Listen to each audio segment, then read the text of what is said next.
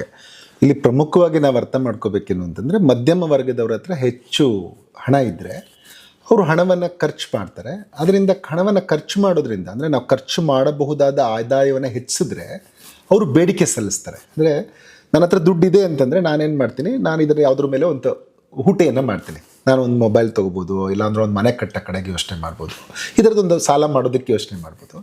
ಈ ಥರದ್ದೊಂದೆಲ್ಲ ಪ್ಲ್ಯಾನನ್ನು ನಾವು ಮಾಡ್ತೀವಲ್ವ. ಸೊ ಹಾಗಾಗಿ ಮಧ್ಯಮ ವರ್ಗದವ್ರ ಹತ್ರ ದುಡ್ಡು ಇರೋವಂಥದ್ದು ತುಂಬ ಮುಖ್ಯ. ಅದಕ್ಕಾಗಿ ಅದನ್ನು ಯೋಚನೆ ಮಾಡಿ ಹೆಚ್ಚು ಕಮ್ಮಿ ನಿಮಗೆ 1 ಟ್ರಿಲಿಯನ್ ರೂಪಾಯಿಗಳು, ಅಂದರೆ 1,00,000 ಕೋಟಿ ಹಣವನ್ನು ಈ ಮಧ್ಯಮ ವರ್ಗದವರ ಬಳಿ ಈ ತೆರಿಗೆ ಸುಧಾರಣೆಗಳಿಂದ ಉಳಿಯುತ್ತೆ. ಇನ್ನು ಮಿಕ್ಕಿದ್ದು ನೀವು TDS ಮಿಕ್ಕಿದ್ದ ಸುಧಾರಣೆಗಳಿಂದ ಇನ್ನೂ ಒಂದು 2,600 ಕೋಟಿ ರೂಪಾಯಿ ಜನರ ಹತ್ರ ಉಳಿಯುತ್ತೆ. ಅಂದರೆ 1,00,000 ಕೋಟಿ 2,600 ಕೋಟಿ ರೂಪಾಯಿಯಷ್ಟು ಹಣ ಜನರ ಬಳಿ ಉಳಿಯುತ್ತೆ.